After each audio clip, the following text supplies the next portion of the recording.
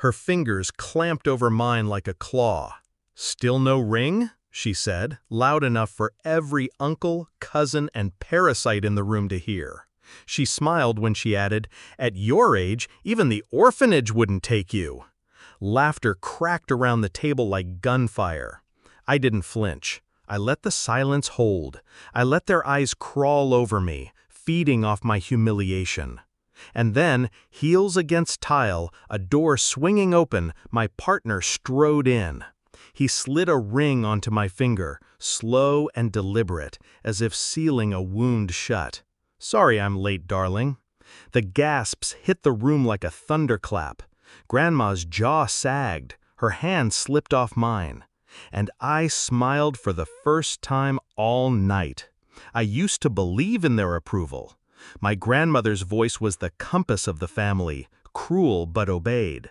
When I was younger, her words could light up my chest or burn it hollow. She raised me on a diet of sharpness, dressed as wisdom.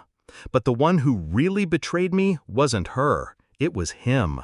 When we first met, he was all warmth and easy laughter, the kind of man who leaned close when you spoke, making you feel chosen.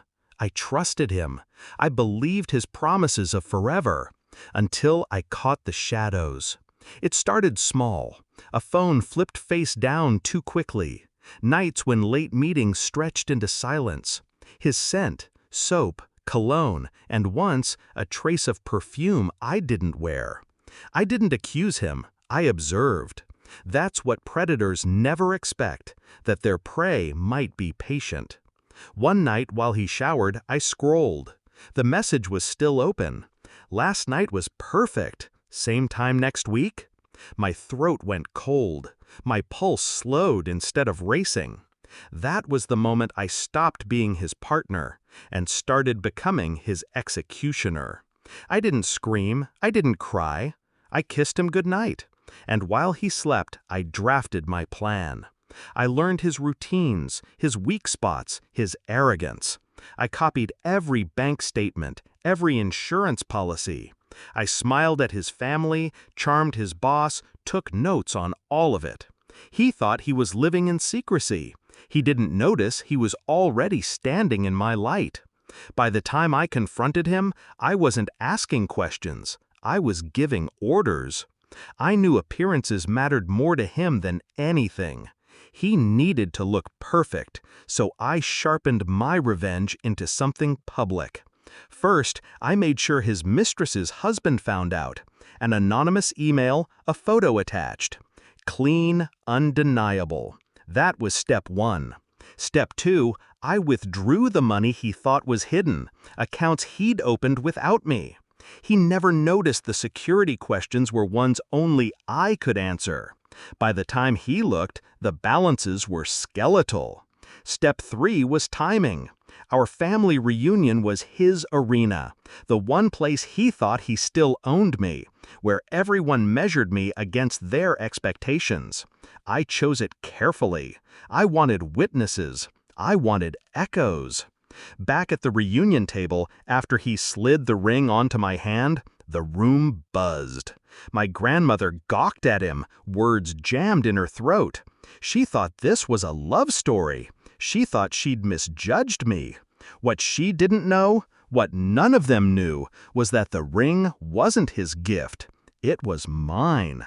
Bought with his money from the account he'd believed was safe.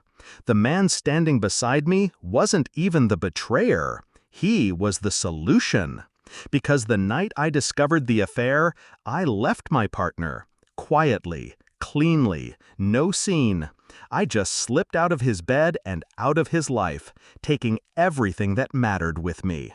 The man who slid the ring onto my finger tonight was someone new, someone steady, someone who walked into the fire of my family's judgment without blinking.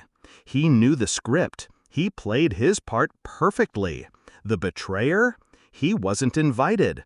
He was at home, jobless, broke, drowning in scandal. His mistress gone, his reputation shredded. He had nothing left to offer but regret. And me? I had the stage. The silence after the gasps was sweeter than music. My grandmother's lips trembled, but she didn't dare speak. She had no weapon left. The others, those who laughed at me, pitied me, now scrambled to offer congratulations, their hypocrisy sour on their tongues. I let them think I'd won. They didn't need to know the real story, the months of watching, planning, cutting the strings one by one. They only needed to see the ending. I didn't take revenge on my partner with screaming or knives. I took it with patience, precision, silence. I dismantled his life piece by piece until the man who betrayed me became a ghost of himself. And I didn't just survive my grandmother's cruelty. I rewrote the script she thought she'd written for me. As I looked around the table, my ring gleaming under the chandelier, I realized something. It was never about proving them wrong. It was about proving me right. I didn't need their approval. I needed their silence. And tonight, I had it. For the first time, I wasn't the girl waiting for their laughter to end. I was the one who ended it.